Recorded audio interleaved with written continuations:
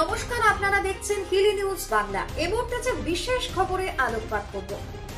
রাজ্য জুড়ে চলা এসআইআর আবহে দক্ষিণ দিনাজপুর জেলা জুড়ে রক্তের সংকট তীব্র আকার ধারণ করেছে। এমন পরিস্থিতিতে রক্তের ঘাটতি মেটাতে উদ্যোগ নিল হিলি পলিটেকনিক কলেজ। এদিন কলেজের উদ্যোগে আয়োজিত স্বেচ্ছায় রক্তদান শিবিরে ছাত্রছাত্রী এবং শিক্ষক শিক্ষিকারা মিলিয়ে প্রায় 50 ইউনিট রক্ত সংগ্রহ হয়। এই রক্ত মুমূর্ষু রোগীদের প্রাণ বাঁচাতে গুরুত্বপূর্ণ ভূমিকা নেবে বলেই আশা করছে আয়োজকরা। জেলা ব্লাড ব্যাংকের রক্ত স্বল্পতা মোকাবিলাতে এটি সহায়ক হবে। হিলি পলিটেকনিক কলেজের প্রিন্সিপাল জানান, রক্তের সংকট দূর করতে সামাজিক দায়বদ্ধতা থেকেই এই উদ্যোগ। তিনি আরও বলেন, অভাবনীয় রক্তের সংকটের সময় আমাদের এই শিবির কিছুটা হলেও সমস্যার সমাধান দেবে। ভবিষ্যতেও নিয়মিতভাবে এমন শিবির আয়োজন করা হবে। উৎসাহ নিয়ে রক্তদান শিবিরে অংশ নেওয়ায় ছাত্রছাত্রীদের ভূয়সী প্রশংসা করেছেন তিনি।